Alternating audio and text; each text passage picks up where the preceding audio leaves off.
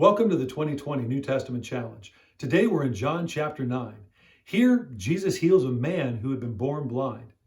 When his disciples saw this man who was born blind, they came to Jesus and said, "Rabbi, who sinned? Did this man sin or did his parents sin?" They were judgmental in thinking that all suffering is caused by sin.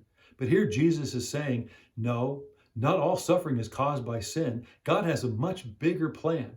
So he said, neither this man nor his parents. This has happened so that the power of God might be displayed in his life. Then Jesus went to the man, spit on the ground, made mud, put it on his eyes, and then told him to go wash in the pool. When the man came back from washing, he could see.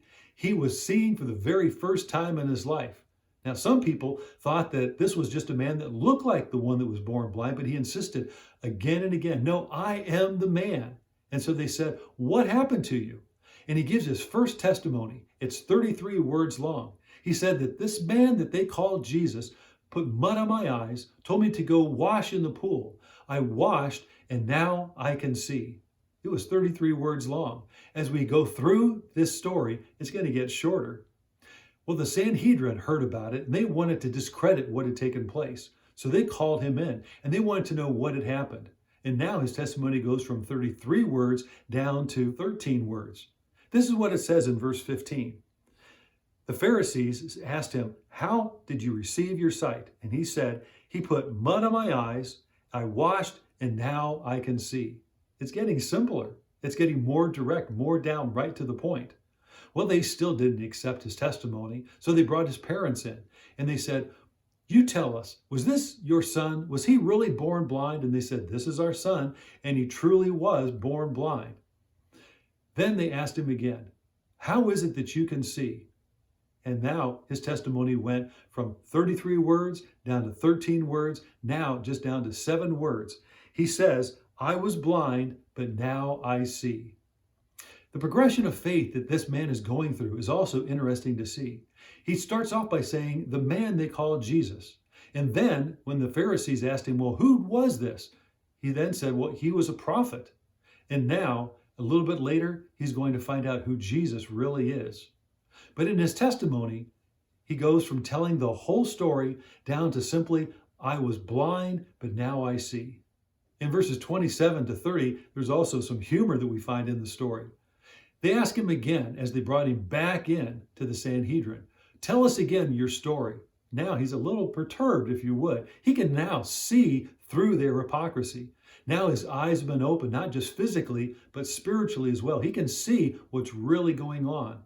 And he says, "Do you want to be his disciples too? I've already told you, but you didn't believe me."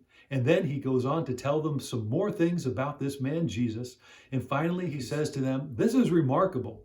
You don't even know where he comes from, but who's ever heard of anyone open the eyes of someone born blind?" Well, they threw him out of the synagogue. In verse 37, Jesus went looking for him, and he found him. And then he asked him, "Do you believe in the Son of Man?" Again, the man really didn't know who Jesus was. And so he said, "Well, if you show him to me, then I will. The one that is talking to you is he." And then what did the man say? "I believe." And he worshiped him. The man born blind had gone from the man they called Jesus to he's a prophet to now you are Lord, and he worships him. This is the 5th miracle that Jesus does that's recorded here in the Gospel of John.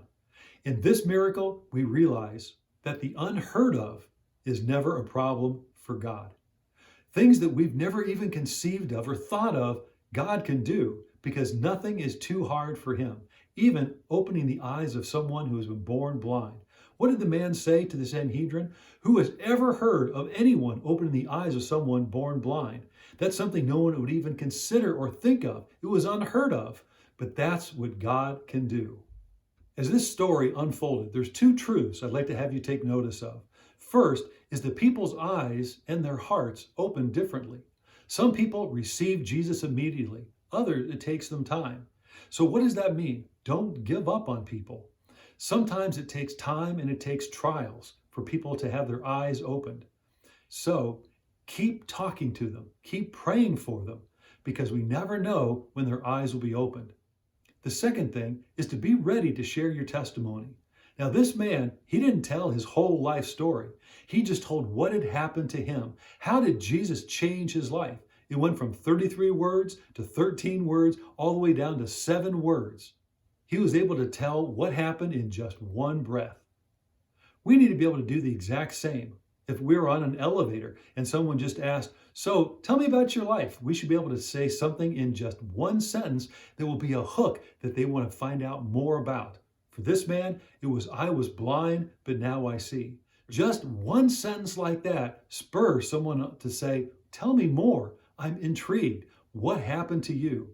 And then we can tell them more about how good Jesus has been to us. So be prepared to share your testimony and never give up, because God does miracles. Thank you for joining the 2020 New Testament Challenge.